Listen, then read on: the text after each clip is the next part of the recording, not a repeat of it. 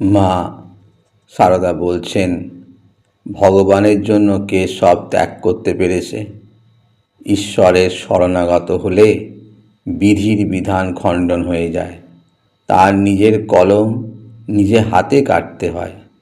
ভগবান লাভ হলে কি আর হয়? দুটো কি শিং বেরোয়? না, সৎ অসৎ বিচার আসে, জ্ঞান চৈতন্য হয়, জন্ম মৃত্যু তরে যায়। তিনি বললেন, শুধু তাঁর কৃপাতে হয়, তবে ধ্যান জপ করতে হয়। তাতে মনের ময়লা কাটে।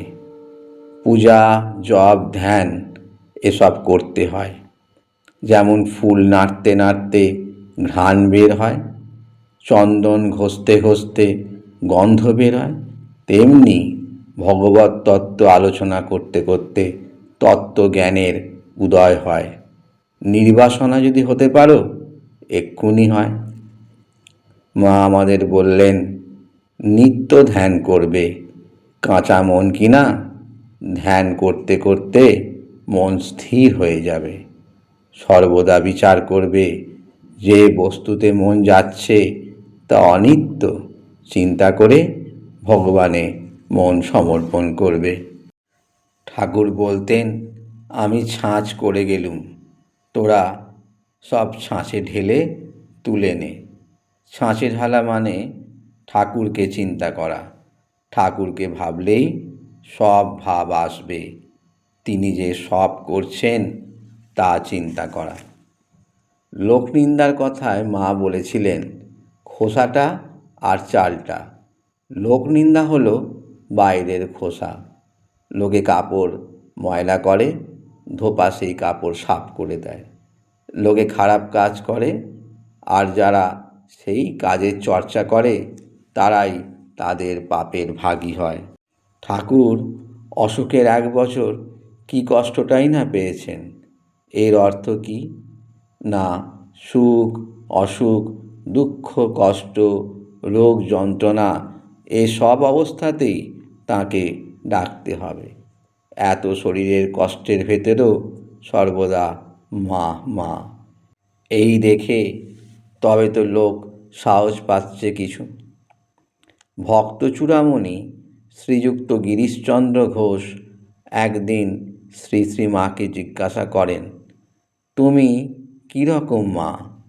অমনি মা উত্তর দেন, আমি সত্য মা, গুরুপত্নী নয়, পাতানো মা নয়, কথার কথা মা নয়, সত্য জননী। নাম জপতে জপতে ইন্দ্রিয়গুলোর অনিষ্ট শক্তি নষ্ট হয়ে যাবে।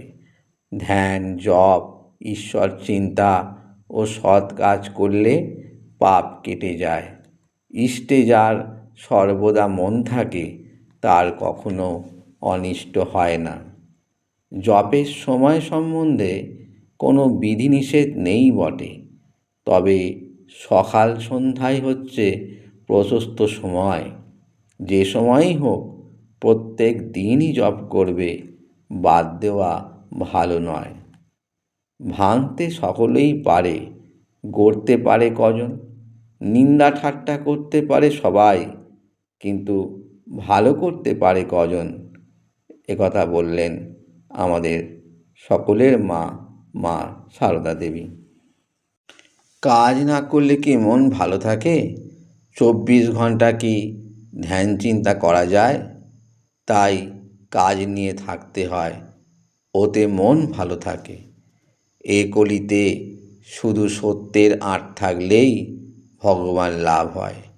ঠাকুর বলতেন, যে সত্য কথাটি ধরে আছে সে ভগবানের কোলে শুয়ে আছে। তিনি সব করাচ্ছেন বটে, কিন্তু সেরূপ বোধ থাকলে তো হয়। লোকে অহংকারে মত্ত হয়ে মনে করে আমি সব করছি, তার উপর নির্ভর করে না। যে তার উপর নির্ভর করে তিনি তাকে সকল বিপদ হতে রক্ষা করেন।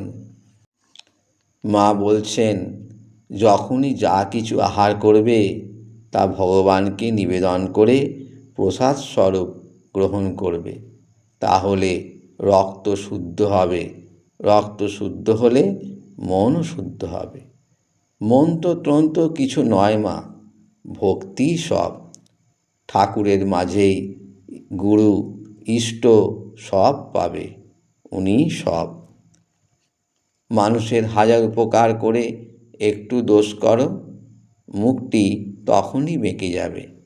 লোকে কেবল দোষটি দেখে, গুণটি দেখা চায়। এমন একটি চমৎকার কথা বলেছিলেন আমাদের মা সারদা। কর্মফল ভুগতে হবেই, তবে ঈশ্বরের নাম করলে যেখানে ফাল সেঁতুত সেখানে ছুঁচ ফুটবে। জপ তপ করলে কর্ম অনেকটা খণ্ডন হয়। আবার মা সারদা বলছেন, কত সৌভাগ্যের মা এই জন্ম, খুব করে ডেকে যাও, খাটতে হয়, না খাটলে কি কিছু হয়? সংসারের কাজকর্মের মধ্যেও একটি সময় বার করে নিতে হবে। জপ ধ্যান করতে করতে দেখবে উনি কথা কবেন, মনে যে বাসনাটি হবে তক্ষুনি পূর্ণ করে দেবেন। কি শান্তি প্রাণে আসবে।